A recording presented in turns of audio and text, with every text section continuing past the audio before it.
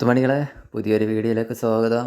കുറേ ദിവസമായി വീഡിയോ ഒക്കെ ചെയ്തിട്ട് ചെറിയൊരു യാത്ര പോയി, ഒരു ടൂർ പോയി ഞങ്ങളെല്ലാവരും കൂടെ അങ്ങ് മൂന്നാറിലേക്ക്.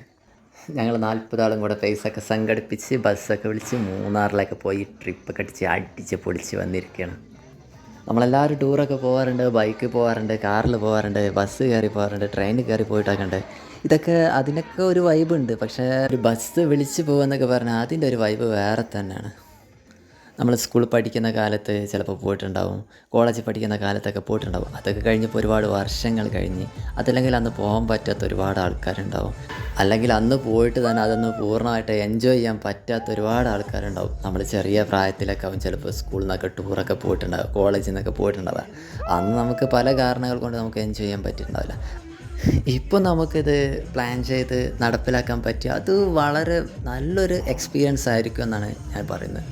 കൂടാതെ നമ്മൾ കോളേജിൽ നിന്ന് സ്കൂളിൽ നിന്നൊക്കെ പോകുന്ന സമയത്ത് നമ്മളെ നിയന്ത്രിക്കാനൊക്കെ ടീച്ചേഴ്സൊക്കെ ഉണ്ടായിരിക്കും. അപ്പോൾ അവർ പറയുന്നത് പോലെ നമ്മൾ അനുസരിച്ച് നടക്കേണ്ടി വരും. ഇപ്പോൾ നമ്മൾ പുറത്തുനിന്ന് ഇത്തരത്തിലുള്ള ടൂറൊക്കെ ഒന്ന് സംഘടിപ്പിച്ച് നടപ്പിലാക്കണമെന്നുണ്ടെങ്കിൽ ഇത്തരത്തിലുള്ള പ്രശ്നങ്ങളൊന്നും ഉണ്ടായിരിക്കില്ല. നമുക്ക് ഫുൾ എൻജോയ് ചെയ്യാനായിട്ട് സാധിക്കും. കൂടാതെ ഒരുപാട് ആളുകളുള്ളതുകൊണ്ട് തന്നെ നമുക്ക് അതിൻ്റെ എക്സ്പെൻസ് എന്ന് പറഞ്ഞാൽ വളരെ കുറച്ച് കിട്ടുകയും ചെയ്യും. വളരെ കുറഞ്ഞ ചിലവിൽ നമുക്ക് പോയി വരാനായിട്ട് സാധിക്കുകയും ചെയ്യും. അപ്പോൾ ടൂറ് പോയപ്പോഴാണ് തോന്നിയത്, ഈ ടൂറ് പോകുമ്പോൾ ശ്രദ്ധിക്കേണ്ട കാര്യങ്ങളൊക്കെ ഉൾപ്പെടുത്തിക്കൊണ്ട് ഒരു വീഡിയോ തയ്യാറാക്കിയാൽ എന്താണ്. അപ്പോൾ അതിനെപ്പറ്റിയാണ് ഞാൻ പറയാൻ പോകുന്നത്. ഈ ടൂറ് പോകുമ്പോൾ നമ്മൾ എങ്ങനെ പ്ലാൻ ചെയ്യാം, എന്തെല്ലാം കാര്യങ്ങളാണ് ശ്രദ്ധിക്കേണ്ടത് എന്നൊക്കെയുള്ള ചെറിയ ചെറിയ കുറച്ച് കാര്യങ്ങളാണ് ഇതിൽ ഞാൻ പറയുന്നത്. ആദ്യം നമ്മൾ ചെയ്യേണ്ടത് ഫസ്റ്റ് സ്റ്റെപ്പ് എന്നുള്ള രീതിയിൽ ആദ്യം ഒരു ടൂർ പോലുള്ള സ്ഥലം നമുക്കൊരു കണ്ടെത്തണം. അല്ലെങ്കിൽ 1-2 സ്ഥലം നമ്മുടെ മനസ്സിലുണ്ടായിരിക്കണം, അത് ഇന്ന സ്ഥലത്തേക്ക് പോകാമെന്നുള്ളത്. എന്നിട്ട് അതുമായി ബന്ധപ്പെട്ട് നമുക്ക് ഈ വല്ല ടൂർ ഓപ്പറേറ്റർമാരൊക്കെ ഉണ്ടാവും. നമ്മുടെ നാട്ടിൽ ടൂറൊക്കെ സംഘടിപ്പിക്കുന്ന ഒരുപാട് ട്രാവൽ ഏജൻസികളോ അല്ലെങ്കിൽ ഓപ്പറേറ്റർമാരൊക്കെ ഉണ്ടാവും. അവരുമായി ബന്ധപ്പെട്ട് നമ്മൾ ടൂർ പോകാനുള്ള എക്സ്പെൻസൊക്കെ നമുക്ക് ആദ്യം തന്നെ മനസ്സിലാക്കി വെക്കണം. അവരടുത്ത് പലതരത്തിലുള്ള ടൂർ പാക്കേജുകൾ ഉണ്ടാവും. അതല്ലാത്ത രീതിയിൽ നമുക്ക് പോകാനായിട്ട് സാധിക്കും. പാക്കേജ് എടുത്ത് പോകുമ്പോൾ അതിന് ചില ഗുണങ്ങളുണ്ട്, അതേപോലെ ചില ദോഷങ്ങളുണ്ട്. പാക്കേജ് അല്ലാത്ത രീതിയിൽ പോകുന്ന സമയത്ത് അതിനും ചില ഗുണങ്ങളും ദോഷങ്ങളൊക്കെ ഉണ്ട്. നമ്മൾ പാക്കേജ് എടുത്ത് പോവുകയാണെന്നുണ്ടെങ്കിൽ അവരോട് കാര്യങ്ങളൊക്കെ വിശദമായിട്ട് ചോദിച്ചറിയണം. പാക്കേജിൽ എന്തെല്ലാമാണുള്ളത്, എത്ര ദിവസത്തേക്കുള്ള പാക്കേജാണ്, അതേപോലെ ഫുഡ് എങ്ങനത്തായിരിക്കും, എങ്ങനെയുള്ളതായിരിക്കും, എവിടെയെല്ലാം പോകും, എവിടെയെല്ലാം സന്ദർശിക്കും, ഇങ്ങനെയുള്ള കാര്യങ്ങളൊക്കെ ആ പാക്കേജിൽ അവർ പറയുന്നുണ്ടായിരിക്കും. ഇതെല്ലാം അവർ നമുക്ക് എന്ത് ചെയ്യും, കൃത്യമായിട്ട് ചെയ്തു തരും. ഫുഡ് കണ്ടെത്തുന്നതിന് വേണ്ടിയിട്ടോ അതല്ലെങ്കിൽ റീഫ്രഷ് ആവുന്നതിന് വേണ്ടിയിട്ട് നമുക്ക് ഏതെങ്കിലും ഹോട്ടൽ എടുക്കുന്നതിന് വേണ്ടിയിട്ടോ അതിനൊന്നും നമ്മൾ സമയം കളയേണ്ട ആവശ്യം വരില്ല, അല്ലെങ്കിൽ നമ്മളതിനെപ്പറ്റി ടെൻഷൻ ആവേണ്ട ആവശ്യം വരുന്നില്ല. കൃത്യമായിട്ട് എല്ലാം ഇവരെന്ത് ചെയ്തിട്ടുണ്ടാവും, സെറ്റാക്കി വെച്ചിട്ടുണ്ടായിരിക്കും.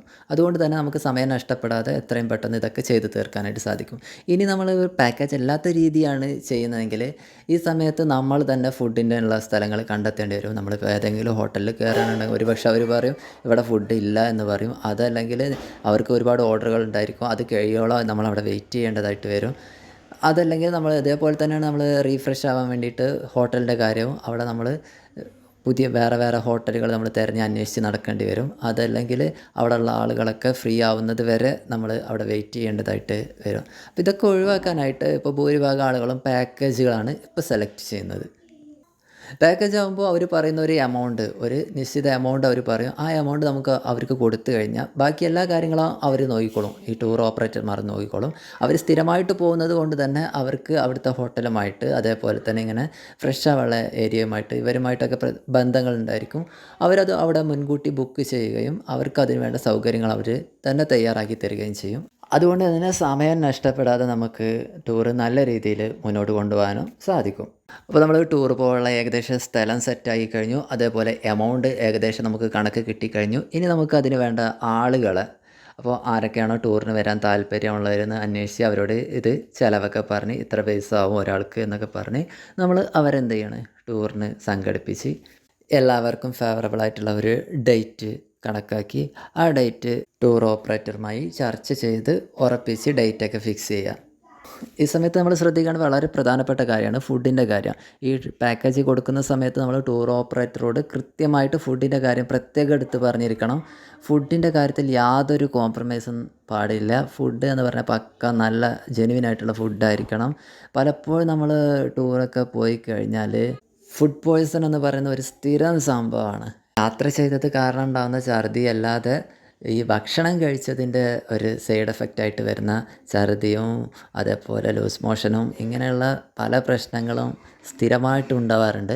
അത് ഈ ഫുഡാണ് പ്രധാനപ്പെട്ട കാരണം എന്ന് പറയുന്നത്. അതുകൊണ്ട് തന്നെ ഫുഡിൻ്റെ കാര്യത്തിൽ ഒരു കോംപ്രമൈസിനും തയ്യാറാകരുത് എന്ന് അവരോട് പ്രത്യേകം എടുത്തു പറയണം. നല്ല ഫുഡായിരിക്കണം. അത് കുറച്ച് റേറ്റ് കൂടിയാലും നല്ല ഫുഡ് കിട്ടുന്ന ഹോട്ടലിലായിരിക്കണം നമുക്ക് ഫുഡ് തയ്യാറാക്കേണ്ടതെന്ന് പറയണം. ഈ ട്രാവൽ ഏജൻസികളും ശ്രദ്ധിക്കേണ്ട ഒരു പ്രധാനപ്പെട്ട കാര്യമാണ്, നമ്മൾ കൊണ്ടുപോകുന്ന ആളുകൾക്ക് നല്ല ഫുഡ് കൊടുക്കാനായിട്ട് അവരും തയ്യാറാണ്. എന്നാൽ മാത്രമേ പിന്നീട് നമ്മൾ അവരെ കൂടെ പോകാനോ അതല്ലെങ്കിൽ നമുക്ക് യാത്ര ചെയ്യാൻ തന്നെയുള്ളൊരു താല്പര്യം, ടൂറ് പോകാൻ തന്നെയുള്ള ഒരു താല്പര്യം പിന്നെ നമുക്ക് ഉണ്ടാവുള്ളൂ. പിന്നെ ടൂറ് പോകുന്നവർ ഒരു കാര്യം ഓർക്കണം, നമ്മൾ പോകുന്നത് ഫുഡ് കഴിക്കാൻ വേണ്ടിയിട്ടല്ല. അങ്ങനെ ഫുഡ് കഴിക്കാൻ വേണ്ടിയിട്ടായിരുന്നെങ്കിൽ അത് നമുക്ക് നാട്ടിൽ നിന്ന് തന്നെ നല്ല ഫുഡ് സംഘടിപ്പിച്ച് കഴിക്കാനായിട്ട് സാധിക്കും. നമ്മുടെ നാട്ടിലെ ഫുഡ് ഒരിക്കലും അതിൻ്റെ അടുത്ത് പോലും നിൽക്കുന്ന ഒരു ഫുഡ് പോലും നമുക്ക് പുറത്ത് പോയാൽ കിട്ടില്ല എന്ന് മനസ്സിലാക്കി വെക്കുക.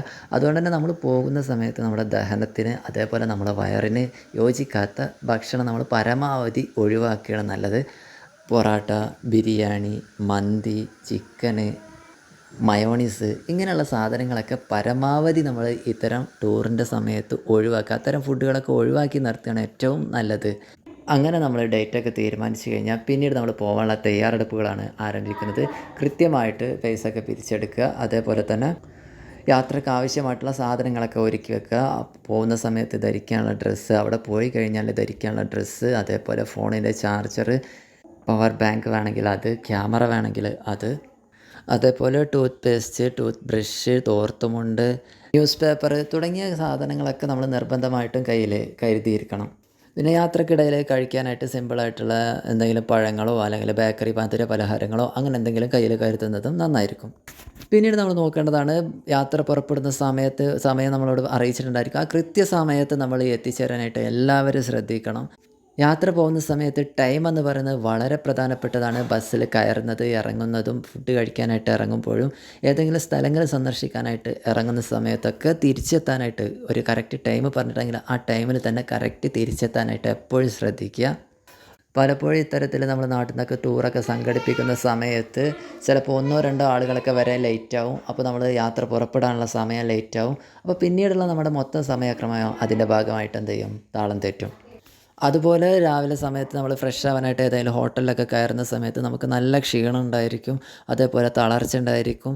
അതേപോലെ നല്ല തണുപ്പുള്ള പ്രദേശത്തേക്കൊക്കെയാണ് നമ്മൾ ഭൂരിഭാഗം ആളുകളൊന്നും പലപ്പോഴും ടൂർ പോകുന്നത്. അപ്പോൾ അവിടുത്തെ കാലാവസ്ഥ എന്ന് പറയുന്നത് തണുപ്പുള്ളതൊക്കെ ആയിരിക്കും.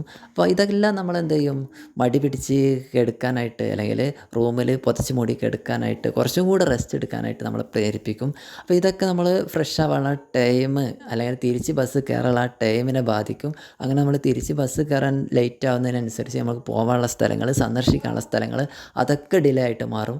അവസാനം ചിലപ്പോൾ നമുക്ക് പല സ്ഥലങ്ങളിലും പോകാൻ പറ്റാത്ത അവസ്ഥ വരും. അതുപോലെ തന്നെ നമ്മൾ മാത്രമായിട്ട് പോകുന്നത് കൊണ്ട് തന്നെ നമ്മളെ നിയന്ത്രിക്കാൻ ആളില്ലാത്തത് കൊണ്ട് തന്നെ പലരും എന്ത് ചെയ്യും, അങ്ങോട്ടും ഇങ്ങോട്ടൊക്കെ ചിതറിത്തെറിച്ച് പോകും. പിന്നീട് ഇവരെയൊക്കെ ഒരുമിച്ച് കൂട്ടുക എന്ന് പറഞ്ഞാൽ വളരെ ബുദ്ധിമുട്ടായിരിക്കും. 2-3 ആൾക്കാർക്ക് വേണ്ടിയിട്ട് ബാക്കിയുള്ളവരൊക്കെ ബസ്സിൽ വന്ന് വെയിറ്റ് ചെയ്ത് കാത്തിരിക്കും. അങ്ങനെ സമയം നഷ്ടപ്പെടും. അപ്പോൾ നമുക്ക് പിന്നീട് മറ്റ് പല സ്ഥലത്തും പോകാൻ സമയമില്ല എന്ന് പറഞ്ഞ് ബസ്സുകാർ കൈമലർത്തും. നഷ്ടം നമുക്ക് മാത്രമാണ്. നമ്മളവർക്ക് പൈസ കൊടുത്താണ് ഇന്ന സ്ഥലത്തൊക്കെ പോകാമെന്ന് പറഞ്ഞിട്ട് നമ്മൾ പോയില്ല എന്ന് കരുതിയിട്ട് അവരാരും പൈസ നമുക്ക് ആ പാക്കേജിൽ നിന്ന് തിരിച്ച് തരില്ല. നമ്മൾ കാരണമാണ് നമുക്ക് അവിടേക്ക് പോകാൻ പറ്റാത്ത അവസ്ഥ ഉണ്ടായത്.